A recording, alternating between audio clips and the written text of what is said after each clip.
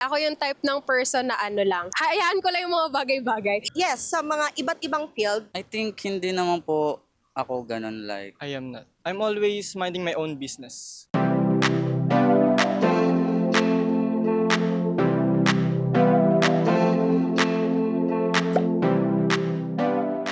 Hi guys, this is Seth Donka and welcome back to Opinionated, giving you unfiltered and unscripted opinions straight from the streets.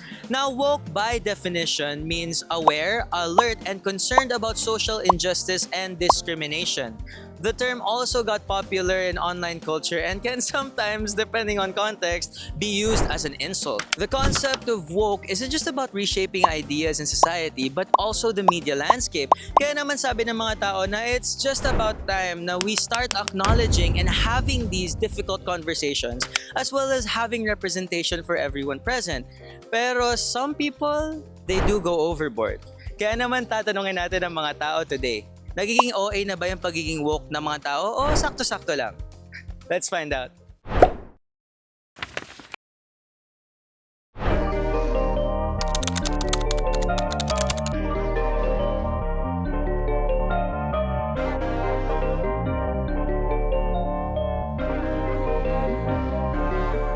Ako yung type ng person na ano lang, hayaan ko lang yung mga bagay-bagay. So kung meron akong makakita sa social media, hindi ako yung makikisawsaw, yung ganun yung term, yung makikisali. So for me, hindi ko siya kino-consider. So ako lang yung type ng person na yes, nakita ko yung news na yan or nakita ko yung issue na yan, hindi ako yung sa kanila. Yes, sa mga iba't ibang field, I can say na meron akong knowledge about them. Pero I admit na meron ako mga hindi pa alam tungkol sa mga bagay-bagay and I am willing to learn from it.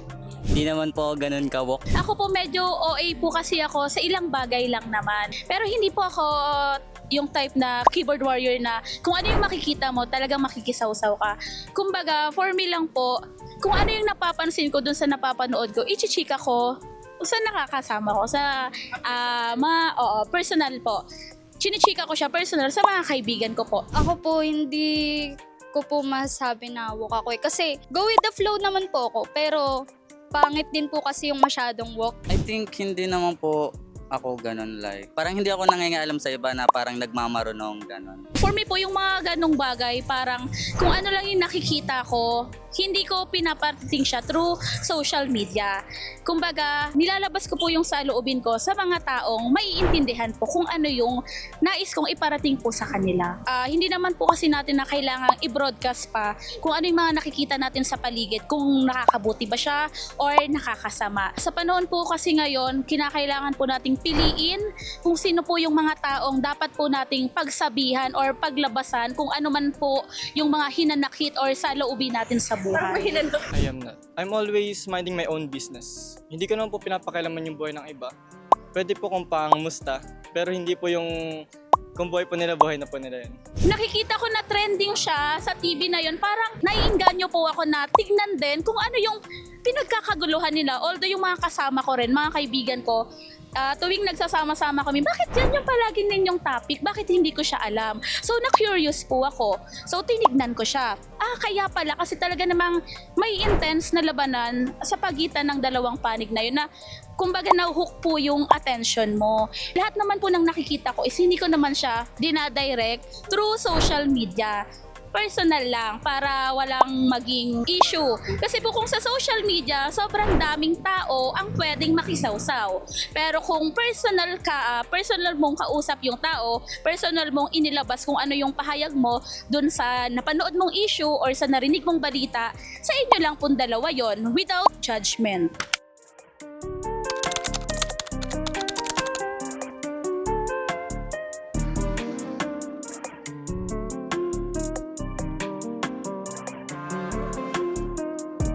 Nakaka-apekto po yun. Kung sa opinion po ng isang tao, dapat po talaga ay may maganda pong sagot. Hindi po yung kumbaga na basta-basta ka na lang makiki-agree, ganyan.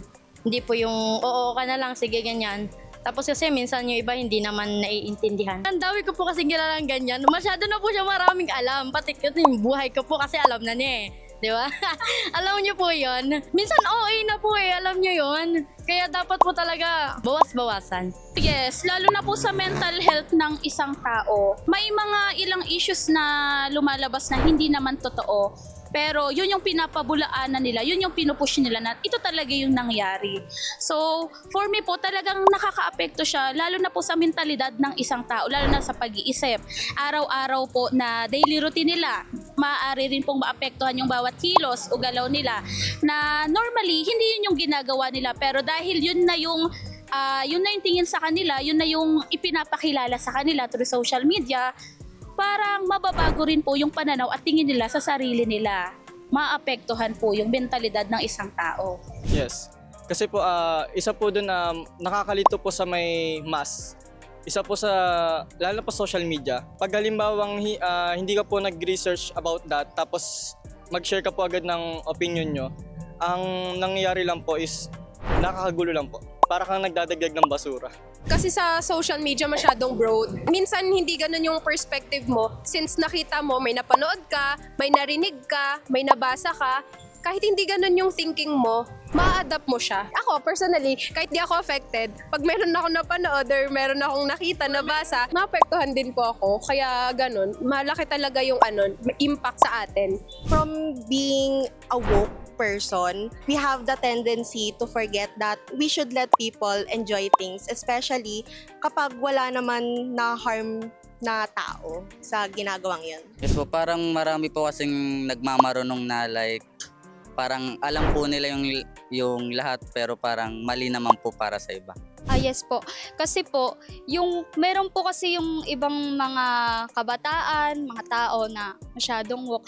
Parang nakakasakit na rin po sila ng feelings ng tao, na masyado po silang maraming alam, nagmamarunong. Lalo po sa Facebook, gagawa po sila.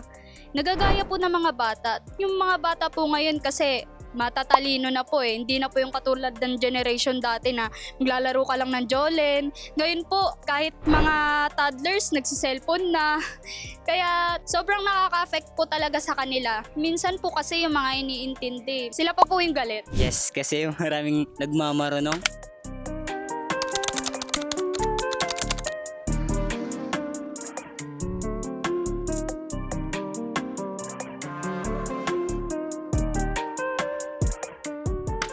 Masyado po talagang OA yung mundong ginagalawan natin ngayon.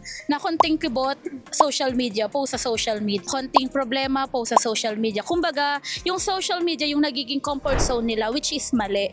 Kasi po, sa social media, sobrang daming tao ang makikisawsaw. Pero kung yung problema mo is ikukwento or sasabihin mo lang sa specific na tao na pinagkakatiwalaan mo, siguro wala rin namang mangyayaring ganong mga walk kineme, yung mga ganyan po. Yung iba po sakto, yung iba po sumusobra, lalo na pag nakakasama na po. May sinasabi nga po tayo, di ba, think before you click. Which is, totoo naman talaga. Pag-isipan mo po muna kung ano yung mga ipopost mo through social media. Baka yan pa yung magdala sa paggulo ng mundo mo. Imbis na nanahimik ka, pero dahil nga sa isang pagkakamali or isang desisyon na hindi mo pinag-isipan ng maigi, parang doon masisira ang buhay mo. May mga ganyang tao po kasi na kumbaga nadadala sila ng emosyon nila pero hindi talaga ganun yung attitude nila, pero dahil nga sa kapaligiran nila, dahil nga sa emosyon nila, kumbaga nadadala po sila doon to the point na yun rin ang magiging reason ng ikakasira ng buhay nila. Masyado na pong sumusobra yung pagiging woke ng mga tao.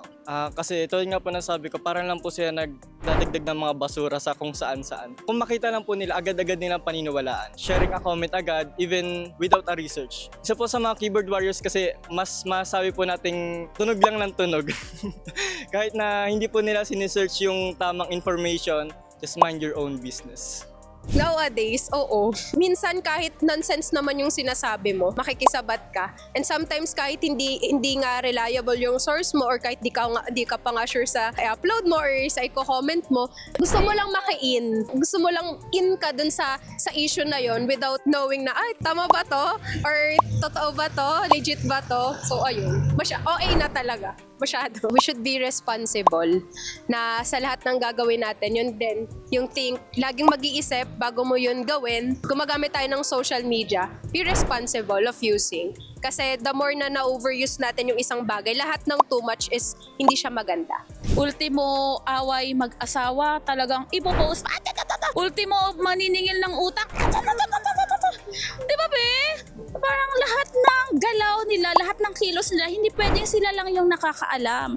Parang lahat ng galaw ko dapat alam rin ng ibang tao. May maghahanap ako ng kakampi. Kasi feeling nila, dun sila makakahanap ng comfort. Kapag nag-post sila sa social media, possible na magkakaroon sila ng kakampi. May mga taong maniniwala sa kanila, magtitiwala sa kanila. Kahit na sabihin natin na hindi natin alam yung reason or kwento behind dun sa totoong nangyari sa buhay nila. Kaya yun, think before you click na lang, di ba, be?